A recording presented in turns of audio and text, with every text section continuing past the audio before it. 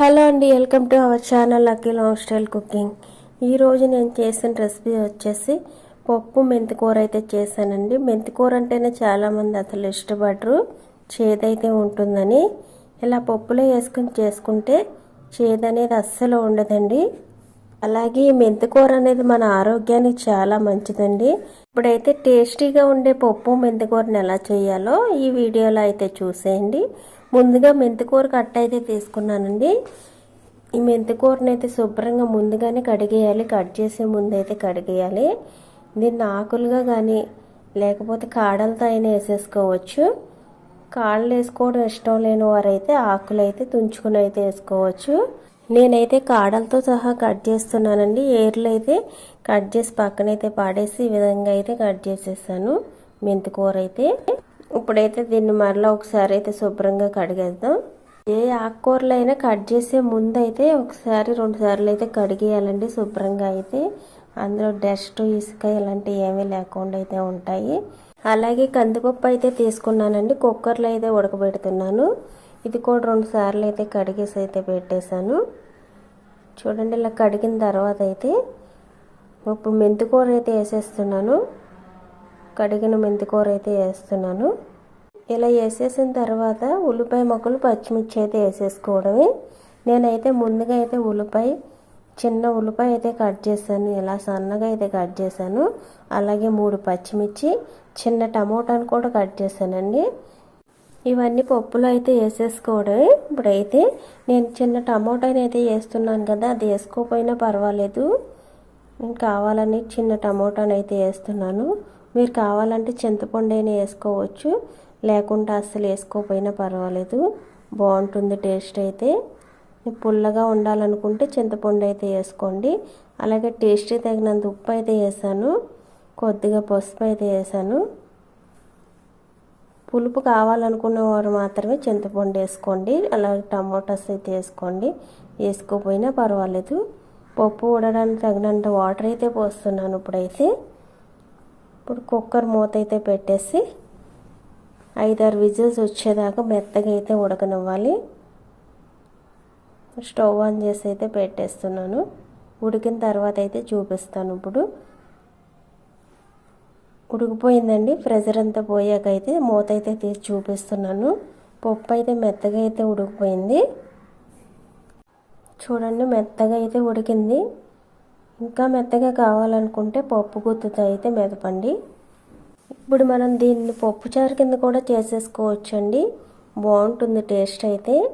ఇలా పప్పులాగానే కాకుండా చింతపండు రసాన్ని అయితే పోసేసి పప్పుచారు కింద అయినా చేసేసుకోవచ్చు. ఇప్పుడు నేను పప్పు గుత్తితో అయితే కొద్దిగా అలా మెదుపుతున్నాను. బాగా మెత్తగా ఉడికిపోయింది, అయినప్పటికీ కొంచెం అయితే అలా మెదుపుతున్నాను. ఇప్పుడైతే తాలింపు అయితే చేసేసుకోవడమే. ఇంకా ఇందులోకి ఏమీ వేయవలసిన అవసరం లేదు, డైరెక్ట్గా తాలింపు అయితే వేసేసుకోవడం. ఇంకా కొద్దిగా కరివేపాకు, జీలకర్ర, 4-5 ఎల్లుల్లి రెబ్బలు, తుంచిన 2 ఎండుమిర్చి అయితే వేస్తున్నాను. పప్పు అయితే ఒక గిన్నెలోకి అయితే వేసేస్తాను కుక్కర్లో నుంచి అయితే.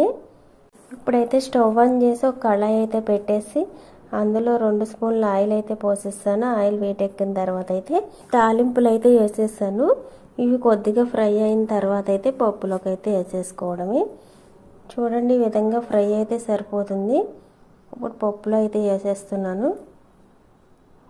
అంతేనండి, చాలా ఈజీగా అయితే చేసేసుకోవచ్చు పప్పు మెంతికూర అయితే. సేదు అనేది అస్సలు ఉండదండి. ఒకసారి అయితే ట్రై చేసి చూడండి. ఫ్రై చేసుకుంటే సేదు వస్తుంది, ఇలా పప్పులో వేసుకుంటే మటు చేదు అనేది అస్సలు ఉండదు. మెంతికూర అంటేనే సేదు అనుకుంటారు చాలామంది అయితే. ఫస్ట్లో నేను అలాగే అనుకునేదాన్ని. తినడం మొదలుపెట్టే చేదు అనేది అస్సలు తెలియట్లేదండి, చాలా బాగుంటుంది. మెంతికూర ఒక్కటే ఫ్రై చేస్తే చేదు కంపల్సరీగా అయితే వస్తుంది.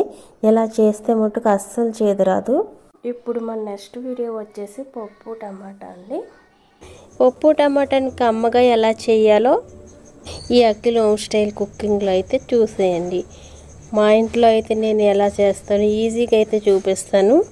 ఇప్పుడు ఈ వీడియోలో అయితే చూడండి. ముందుగా ప్రాసెస్లోకి అయితే వెళ్ళిపోదాం. ముందుగా కందిపప్పు అయితే తీసుకున్నాను. నేను తీసుకున్న కందిపప్పు వచ్చేసి 150 గ్రాములు అయితే ఉంటుంది. ఈ కందిపప్పులోకి 4 టమాటాస్ అయితే తీసుకున్నాను. మన స్పైసీకి తగ్గట్టుగా పచ్చిమిర్చి అయితే తీసుకోవాలి. 3 పచ్చిమిర్చి అయితే తీసుకున్నాను. ఒక మీడియం సైజ్ ఉల్లిపాయ అయితే తీసుకున్నాను. ఇప్పుడు కందిపప్పుని అయితే కడుగుదాం. కందిపప్పు కుక్కర్లో అయితే ఉడకబెడుతున్నాను కాబట్టి కుక్కర్లో అయితే వేసేసాను డైరెక్ట్గా. కడగడం కూడా కుక్కర్లో వేసేసి అయితే కడిగేస్తున్నాను. 2 సార్లు అయితే శుభ్రంగా కడిగేసుకోవాలి. ఇలా అయితే 2 సార్లు అయితే కడిగేసాను. ఇప్పుడు పప్పు ఉడకడానికి సరిపడా వాటర్ అయితే పోసుకోవాలి. నేనైతే ఒక లోటాతో అయితే వాటర్ అయితే పోసేసాను. ఇప్పుడు టమాటోస్, పచ్చిమిర్చి, ఉల్లిపాయలు అయితే కట్ చేసేసుకుందాం. ఇది ఇంకా వాటర్లో అయితే వేసేసి శుభ్రంగా కడిగేసి అయితే కట్ చేసేసుకోవాలి. పప్పులో అయితే కొద్దిగా చింతపండు అయితే వేస్తున్నాను. తర్వాత మనం కట్ చేసి పెట్టుకున్న టమాటా ముక్కలు, ఉల్లిపాయ ముక్కలు, పచ్చిమిర్చి అయితే వేసేసుకోవాలి. ఇలా మొత్తం అయితే వేసేసుకున్న తర్వాత 1/2 టీ స్పూన్ పసుపు అయితే వేసుకుందాం. ఇప్పుడైతే టేస్ట్కి తగిన సాల్ట్ కూడా వేసేసుకుందాం. ఈ విధంగా అయితే అన్నీ ఒకేసారి అయితే వేసేసాను. ఇప్పుడు ఈ పప్పు ఉడికిన తర్వాత ఓన్లీ తాలింపు పెట్టుకోవడం మాత్రమే ఉంటుంది. ఇప్పుడైతే మూత పెట్టేసి 5-6 విజిల్స్ అయితే వచ్చేదాకా అయితే ఉడికించేసుకోవాలి. స్టవ్ ఆన్ చేసి అయితే గ్యాస్ మీద పెట్టేశాను. ఇప్పుడైతే పప్పు అయితే ఉడికాకైతే మూత తీసి అయితే చూపిస్తున్నానండి. ఇప్పుడు పప్పు బాగా ఉడికింది. అలాగే టమాటా ముక్కలు కూడా ఉడికిపోయాయి. ఇప్పుడు పప్పు గుత్తుతో ఒకసారి అయితే రుబ్బేస్తాం. ఇదంతా కలిసేట్టుగా అయితే రుబ్బేసుకోవాలి. ఈ విధంగా అయితే రుబ్బుకోవాలి.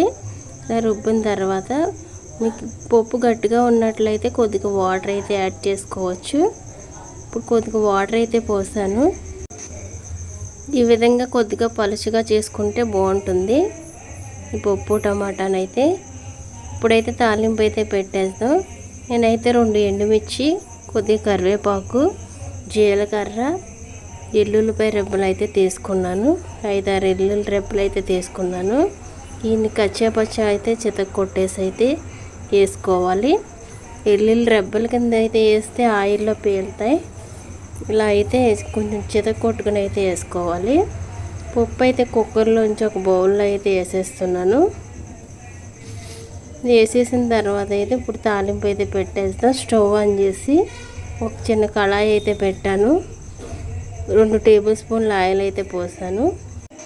ఈ ఆయిల్ కొద్దిగా హీటెక్కిన తర్వాత మనం ముందుగా తీసుకునే ఎండుమిర్చి, కరివేపాకు, జీలకర్ర ఇవన్నీ వేసేసి ఫ్రై అవనివ్వాలి.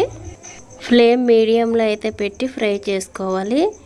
ఇవి ఈ విధంగా ఫ్రై అయిన తర్వాత అయితే స్టవ్ ఆపేయడమే. ఆపేసి పప్పులో అయితే వేసేసుకోవడమే. అంతేనండి, ఈజీగా అయితే చేసేసుకోవచ్చు ఇలా పప్పు టమాటానైతే. ఈ విధంగా చేసుకుని తింటే చాలా కమ్మగాను ఉంటుంది, ఈజీగాను చేసేసుకోవచ్చు. ఇలా అయితే తాలింపు వేసేసుకుని ఒకసారి అయితే కలిపేసుకోండి.